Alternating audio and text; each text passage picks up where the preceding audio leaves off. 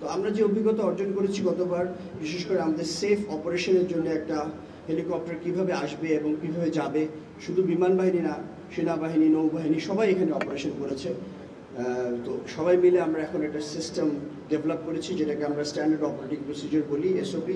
তার মাধ্যমে ভবিষ্যতে যদি প্রয়োজন হয়, আমি দোয়া করি যাতে এখানে এ ধরনের বন্যা না হয়, বা যদি হয় তাহলে আমরা আরও সুন্দর এবং অর্গানাইজডভাবে এখানে উদ্ধার এবং ত্রাণ কার্যক্রম পরিচালনা করতে পারবো বলে আমার বিশ্বাস। আমাদের প্রায়োরিটি ছিল প্রথমে শিক্ষা প্রতিষ্ঠান এবং ধর্মীয় উপাসনালয় এবং মাদ্রাসা এবং স্বাস্থ্য। তো এখানে স্বাস্থ্য উপজেলা কমপ্লেক্স যেহেতু আলাদা মন্ত্রণালয়, তাদের যথেষ্ট আছে কিছু করার, সেজন্য আমরা প্রথমে মেডিকেল টিম পাঠিয়ে সাহায্য করেছিলাম। এবং পরবর্তীতে আপনারা যে বিল্ডিংয়ের সামনে আমি দাঁড়িয়ে আছি, এই বিল্ডিংটা একটা উদাহরণ হিসাবে আছে। অন্যান্য জায়গায় আমরা যতটুকু প্রয়োজন ছিল সেই কাজে প্রাধান্য দিয়েছি।